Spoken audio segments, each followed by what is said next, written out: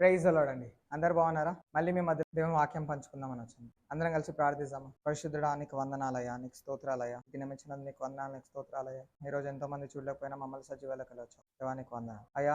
చెప్పబోయే వాక్యంలో మీరు తోడై ఉండండి. అలాగే నాయన వింటున్న వారికి వినగల చెవులు ఇవ్వండి, అర్థం చేసుకునే హృదయం ఇవ్వండి. మీరు నా తోడై ఉండి నడిపించమని నజరేయుడైన యేసు నామములో అడిగి వేడుకుంటున్నాను తండ్రి. ఆమేన్, ఆమేన్, ఆమేన్. చూద్దాం Matthew 26:41. Watch and lest you enter into temptation. మనం తెలుగులో చదివితే, మీరు శోధనలో ప్రవేశించుకుండునట్లు మెలకువగా ఉండి ప్రార్థన చేయుడి. ఇక్కడ దేవుని వాక్యం ఏమంటుందంటే, శోధనలో ప్రవేశించకుండా ఉండునట్లు మెలకువగా ఉండి ప్రార్థన చేయుడి. ఈరోజు నేను ఒక క్వశ్చన్ వేయాలనుకుంటున్నానండి. ఈరోజు ఎంతమంది ప్రార్థిస్తున్నారు? ఆన్లైన్లో చూస్తున్నవారు ఎంతమంది ప్రార్థిస్తున్నారు?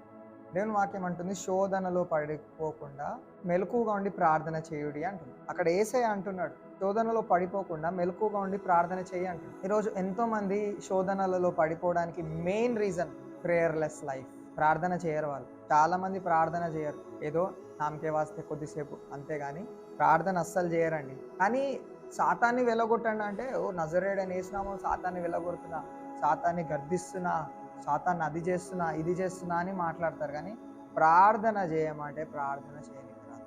మనం బైబిల్లో చూస్తే రెండు మనకు ఏంటంటే, దేవుడు ఒకటి మనకి దేవుడు ఏమన్నాడంటే సాతాను పైన అధికారం ఇచ్చాడు. కానీ శోధన వచ్చినప్పుడు దేవుడు ఏం చేయమన్నాడంటే ప్రార్థన చేయమని, సాతాన్ని ఎదిరించమన్నాడు. కానీ ఇక్కడ దేవుడు ఏమంటున్నాడు, శోధనలో పడిపోకుండా ప్రార్థన చేయమంటున్నాడు. ఈరోజు మీరు శోధనలో పడిపోతున్నారా? ఈరోజు లోకాశలలో పడిపోతున్నారా? లేకపోతే ఏదో ఒక శోధనలో పడిపోతున్నారంటే మీ జీవితంలో ప్రార్థన లేదండి. ప్రార్థన ఉన్నవాడు శోధనలో పడిపోడు. దేవుని వాక్యం అంటుంది, మీరు శోధనలో పడిపోకుండా మీరు ప్రార్థన చేయండి, ఎడతెగక ప్రార్థన చేయండి, మెలకుగా ఉండి ప్రార్థన చేయండి అని చెప్పి దేవుని వాక్యం అంటుంది. ఈరోజు ఎంతమంది మెలకుగా ఉండి ప్రార్థన? ఈరోజు మనం ప్రార్థన చేస్తున్నామా? అసలు మనకు ప్రార్థన అంటే తెలుసా? ఈరోజు ఎంతోమందికి ప్రార్థన లైఫ్ లేదు. ఎన్నో సంవత్సరాల నుంచి దేవుని సన్నిధికి వెళ్తున్నారు, ఎన్నో సంవత్సరాల నుంచి చేసే అంటే తెలుసు, కానీ ప్రార్థన అంటే తెలియదు. ఎన్నో సంవత్సరాల నుంచి చర్చ్కి వెళ్తున్నారు, ఎన్నో సంవత్సరాల నుంచి వాళ్ళు క్రిస్టియన్సే, కానీ ప్రార్థన అంటే వాళ్ళకి తెలియదు. ప్రార్థన లేదు వాళ్ళ జీవితం. ఈరోజు చాలామంది అలానే ఉన్నారు, ప్రార్థన లైఫ్ లేదు. ప్రార్థన లైఫ్ లేదు, ప్రార్థన లేదండి. మనం బైబిల్లో చూస్తే ఎంతోమంది దేవునితో సమయం గడిపిన వారే, ప్రార్థించిన వారే. బైబిల్లో మనం చూసిన అందరూ కూడా ప్రార్థించిన వారే. ఈరోజు మీ జీవితంలో ప్రార్థన ఉందండి. శోధనలలో పడిపోకుండా ప్రార్థన చేయమని దేవుని వాక్యం అంటే, శోధన ఈజ్ డిఫరెంట్, సాతాను కానీ వెళ్ళగొట్టడం డిఫరెంట్. శోధన వచ్చినప్పుడు కూడా సాతాను కానీ వెళ్ళగొట్టినట్టు నజరేయుడైన యేసు నామములో ఈ శోధన రావద్దు అని శోధన రావద్దు అని చెప్పి గర్దిస్తున్నాం. గర్దించడం కాదు, అయ్యా శోధన రాకుండా నన్ను కాపాడు నాయన, శోధనలలో నేను పడిపోకుండా నన్ను కాపాడు నాయన, ఈ శోధనకు నేను అట్రాక్ట్ కాకుండా నన్ను కాపాడు నాయన, నీ కృపను దయచేయి నాయన అని చెప్పి ప్రార్థన చేయాలి. కానీ ఆ శోధనల్ని గర్దించు అని దేవుని వాక్యం అంటుందా? ఇక్కడ దేవుని వాక్యం శోధనలో పడిపోకుండా ప్రార్థన చేయండి అంటుంది. శోధనను చూసి గర్దించండి, బెల్లగొట్టండి అంటలే. ఈరోజు ఎంతోమంది శోధనలు వస్తుంటే శోధనలని గర్దిస్తుంటారు. నజరేయుడైన యేసు నామములో వెళ్ళిపో ఈ శోధన. లేదు లేదు లేదు, వర్కౌట్ అవ్వదు. క్లియర్గా ఇక్కడ యేసయ్య చెప్తున్నాడు ఏంటంటే, నువ్వు శోధనలో పడిపోకుండా మెలకువగా ఉండి ప్రార్థించు. ఈరోజు ఎంతమంది మెలకువగా ఉండి ప్రార్థిస్తున్నారు? ఎంతమంది ఫోన్లో గంటలు గంటలు నైట్ మొత్తము ఫోన్లో చూసుకుంటా కూర్చుంటాం. రీల్స్ అని, యూట్యూబ్ అని, ఇన్స్టాగ్రామ్ అని, ఫేస్బుక్ అని ఎన్నో చూసుకుంటా కూర్చుంటాం. ఒక 10 నిమిషాలు ప్రార్థన చేసే వరకు నిద్ర వచ్చేస్తుంది. ఫోన్ని చూస్తే నిద్ర రాదు.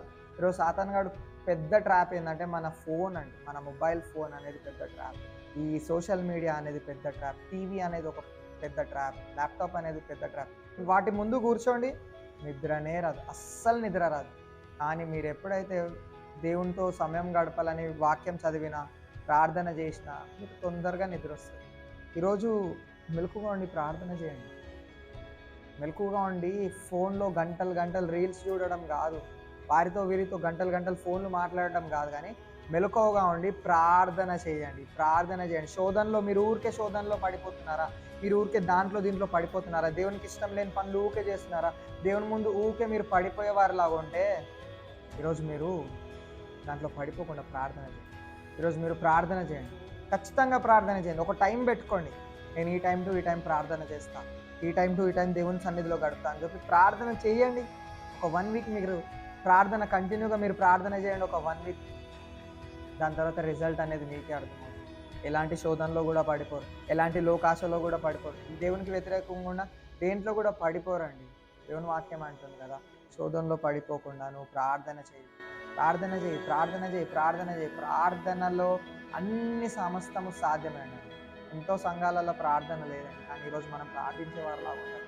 ప్రార్థించేవారు దేవునికి సన్నిహితంగా ఉంటారు, దేవునికి దగ్గర ఉంటారు, దేవునికి దగ్గర ఉంటారు. దేవునికి దగ్గర ఉన్నప్పుడు ఇంకా ఏ శోధన మనం పడేస్తుందండి, ఏ లోకాశలు మనం పడేస్తుంది.